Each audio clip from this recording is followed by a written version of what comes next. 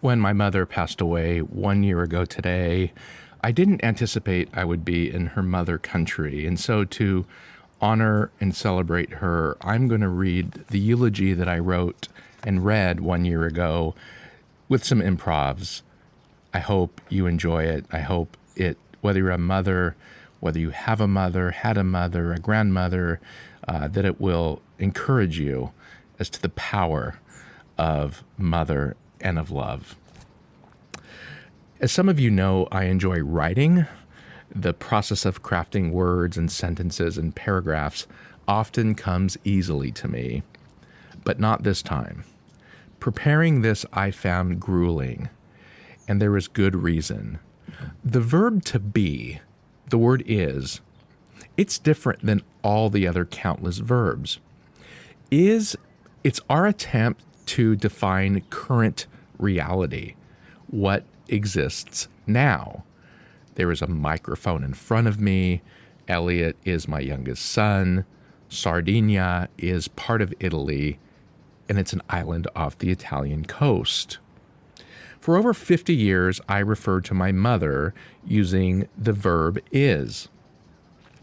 Using is thousands of times. My mother is an Italian immigrant. My mother is coming over to watch the kids. Never again will any of us refer to her using the verb is. We will now, all of us, if we knew her, refer to her using the past tense of the auxiliary verb is. Maria Luigia Zeppatella was. She is gone. I don't refer to her memories, those which exist in the carbon of our brains, and I don't refer to her soul, assuming that you believe in souls. I certainly do. I believe her soul is, present tense, very much still alive. But the human being that lit up this planet and lit up my life from the day of my birth, she is gone. There exists in the Reformed Protestant tradition a very deep temptation to merely celebrate the passing of a loved one with the hope of heaven, the assurance of heaven. There's no purgatory for Protestants, and so there's this idea of celebrate, celebrate, celebrate. I'm in no mood to celebrate. Many of you might be, and I respect that. I am devastated by this. I feel the same palpable pain today as I did nearly 6 years ago when that damn hemorrhagic stroke, with no just warning, burgeoned in her skull on a weekend in late August. I wrote about it a few weeks later on my blog, and here is what I wrote. Blood trapped in her brain the size of my fist, producing such pressure that her sole expressions were the frailest moans. And then I would cry and leave the room, leave the dirty work to my amazingly brave sisters, and her prognosis was unknown. She could die. She is my best friend, and she lay literally lifeless day after day after day. I feel that same indistinguishable pain today, the same as I did on that horrid weekend. I feel the same indistinguishable pain today as I did just 2 days ago, sitting with Brie at coffee, again trying to write this eulogy outside about 9 a.m, and here it comes. When one cries, even if wearing aviator sunglasses, the tears fall anyways. The face contorts. You must wipe your eyes. You try and conceal the force of nature as if one could conceal a midnight thunderstorm. Bree reached across the metal table and caressed my hand. Joan Didion writes, grief comes in waves, sudden apprehensions that weaken the knees and blind the eyes and obliterate the dailiness of life. No matter how good my mother was, despite how much there is to celebrate, my pain is palpable right now. Perhaps precisely because she was so good, my pain is palpable right now. I don't want to hide my grief and pain today. Someone once said, death is the uninvited dinner guest at the banquet of life. Our inability to talk about death has left us ill-equipped to talk about grief. I am grateful, as you know, for my Italian heritage. I am here in Italy. I've been blessed to visit great aunts and uncles here over the years. And each time, eventually after a beautiful home-cooked meal, which would take hours to finish, and dessert with coffee and fresh-baked cookies, would come a box of black and white photos to look at relatives. And each time in the box were photos of deceased family members. I am not referring to relatives that had passed away. I am referring to relatives' dead bodies, lying on their bed, wearing a made bed, wearing a nice suit or a beautiful dress, with loved ones surrounding them, all with somber faces, mourning. You see, the act of public mourning, since the beginning of recorded history, and even in many countries today, is not considered weakness. I think we have something to learn from them in the United States. In the midst of life, we are in death, Anglicans say at the graveside. In the midst of her passing, I would like to quickly remark on the life of my beloved mother. Who was she? For the sake of brevity, I will quickly list 7 things. First, she was my mother. She provided for me physically, in her womb, in infancy and childhood. That fact might seem too obvious, but in those final years, I would be sitting next to her, and the best I could do to communicate was to caress her leg or her arm or her shoulder or her exquisite hands. And these words over and over and over for years would ring in my head as I was caressing her. I was once in your body where you nurtured me. I came out of you. You are my mother. First, she was my mother. Second, she was my mother. She provided for me emotionally. That fact also might seem too obvious, but in my work and work that I've done over the decades, child safety and child welfare, because of their own brokenness, too often biological parents neglect and abandon their children. Not all mothers, not all parents have the tools to emotionally care for their loved ones. Some of you understand this reality too well. We don't get to choose our parents. I was lucky. From my very earliest memories until that horrid day in August of 2015, I could spend a lifetime trying to convey examples of her unyielding love, acceptance, encouraged me. Mom loved me so much, and this is a confession, that sometimes it just bothered me. I mean, I'd be thinking, do you know who I really am? How could you feel this way about me? She was our protector. This is an important one. Mom could not have cared less what I did for a living. In a world where young female athletes are shamed for putting their own mental health above winning, Mom was no tiger mom. She was a lamb mom or a dove mom. Gentle, affectionate, playful, snuggly. I could have been a doctor, a dignitary, or a ditch digger. She would have loved me just the same, and she would have been just as proud. What did she care about? Was I safe? Was I happy? When am I coming over? What did I want to eat? When could she see Bree, Edison, and Elliot? I could find no words that come close to describing her love. I simply always felt it from her heart. It was utterly unconditional. Second, she was my mother.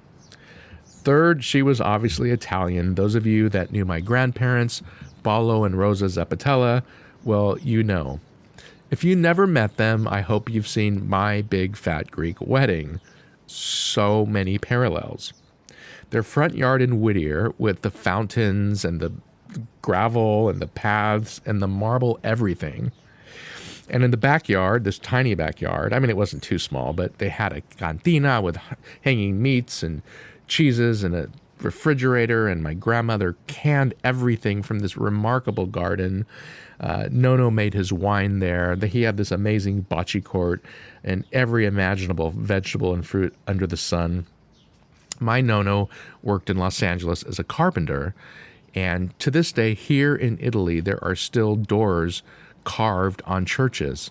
I don't know where they are, that my grandfather carved, and they're still hanging on churches to this day before he immigrated to the U.S. My sisters and I spent countless days in that home, eating peaches and wine for dessert. Europeans don't care that much. I don't think drinking's that big of a deal at that age. Speaking Italian, I've forgotten most of mine. My mom was a bit more Americanized, but make no mistake about it. She, like her mother, canned her own fruits and vegetables, loved to cure olives, and never once bought us normal food like Wonder Bread or Twinkies or Cheetos. It literally was embarrassing for years showing up to school. It's like my big fat Greek wedding, but there'd be like a tomato, like literally like a tomato from the garden, a carrot, which she never peeled it because she said it was more healthy to eat the rough part, some apple, and like a piece of bread with some meat thrown in. If she would only buy a ding dong once, I would lament. The memories and the love I have for her culture and heritage, my Nona, Nono, aunts and uncles, and my godparents and godbrothers and sisters is something that's so, so special to me. Third, she was Italian. Fourth, she was not perfect, and I need to say this lest you think I believe she was a saint. I almost do, but let me speak some truth. She worried all the time about anything to do with money or wasting things. I hear this is common when one grows up poor. She was born in 1942, 80 years ago in World War II, post-World War II, Italy. I mean, they had nothing. And so she worried so much about money, and if you wasted anything in her presence, she would become upset, or she'd just go like recycle it or something like that. And here's an example.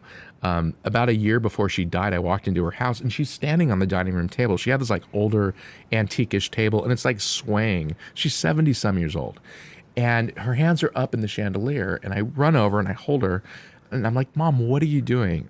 Of the 10 40 watt, these are little light bulbs, of the 10 light bulbs in the chandelier, she had removed 5 of them to save electricity. She could have died.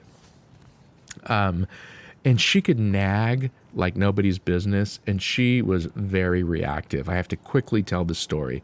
So my Nonna passed when I was 18 years old. A few years later, my Nono, my grandfather, married an amazing Italian woman named Jenny, and about 20 years later, Jenny passed. So here we are at Jenny's funeral in LA somewhere. It's a beautiful day. I'll never forget the beautiful day. And it's a Catholic mass. And so you have the casket, it's closed, right in the middle, and right in the corner, in the front aisle is my grandfather. He's a widower now. And then my mother and me and my Uncle Philip. And I don't remember who's next to my Uncle Philip. And in the beginning of the service, the song, of course, Ave Maria comes on because it's Hail Mary. And my mother's name was Maria, by the way. And so my grandfather, I start hearing sniffling. And Italians, and certainly my side of the family, my grandfather was very emotional. And so I'm hearing the sniffling, and Ave Maria's going, and the sniffling's getting louder. And I start to think, oh no, Nono's going to start like bawling. And before long, it's like a very light sob. And I start to hear my Uncle Phil, he's on this side of me, wrestling around, and I can't believe it. He's like mumbling or something. And the sobbing gets a little bit louder, and my Uncle Phil turns. So it's my Uncle Phil here, me, my mom, and my grandfather. And my Uncle Phil says, Dad, shh. And I'm thinking, oh my God, my Uncle Phil's like yelling at my grandfather for crying. It gets worse. My mother threw kerosene onto the incident. She was a reactor. And so she immediately turns to him. I'm in the middle. They're like this. And she says, Phil, shut up. He's sad. And they start fighting. And I'm sitting there literally trying to break up a fight between my Uncle Philip And my reactive mother, as my grandfather is about to lunge onto the casket to Ave Maria in the background. What an amalgamation that was. She was not perfect. I'm going to end this, but she was so colorful. Those of you that know the Myers-Briggs profile, some people are very intuitive. They live in their heads. They're all about theory. That's me. We like trying to figure things out, and sometimes we can go hours without even smelling a rose or knowing that there's a beautiful sunset. My mom was the exact opposite. She lived for aesthetic beauty, visual, scent-wise, taste, sound, and touch. And she was an expert cook. She was an expert florist. She was at a time an amazing photographer, remarkable gardener, award-winning hairdresser earlier in her life, salsa dancer. I mean, she'd get upset if it was like the fourth quarter of a Super Bowl, tied with a minute left. If she saw another beautiful sunset, they were all beautiful, and you didn't go out to see it. Upset. She was colorful. And finally, a lot of people don't know this, but my mother had an incredible, in the Christian circles, we call it ministry. In secular circles, you would say social justice or care for giving back. We were lucky growing up. We had a house in Mexico, about 2 hours south of San Diego. And we would drive, I don't know how many times a year. I really don't. 20, 30 times a year to this home. And every single time, as I remember, my mother would spend weeks collecting medical supplies, clothing, non-perishable food items. We'd load it on top of the van. We'd go down to Mexico. And she wouldn't just go to find orphanages. My mother would go find rural villages. We'd drive these hills in the middle of nowhere, and she would find the poorest people, and then she would find the children. And she would give to them, and she would care for them, and she would get them help. She would find really abused and neglected children. She actually was featured on ABC News in Los Angeles many decades ago for her own work. She had no ministry. It wasn't part of a church. It's simply what she did. She didn't talk a big God talk, but she cared for the children. And people ask me sometimes, because I've spent a lot of my career in different areas of child welfare. And people have asked me before on podcasts, or I'm asked all the time, why do you do what you do? And certainly I could say that the example of Jesus informs me, caring for the least of these, and children are the least of these. But I also have to say, without my mother's example, I don't think I would do what I do or what I've done. She literally had this empathy for children that was palpable and resulted not in fancy words, but in action. And so finally, she was for the children. A year after her passing, May 29th, consider myself the most blessed man in the world. It's still hard. But I'm starting to see just how lucky and blessed I am to have had her as my mother. And if you've watched all of this, I really thank you for sharing it with me. See you.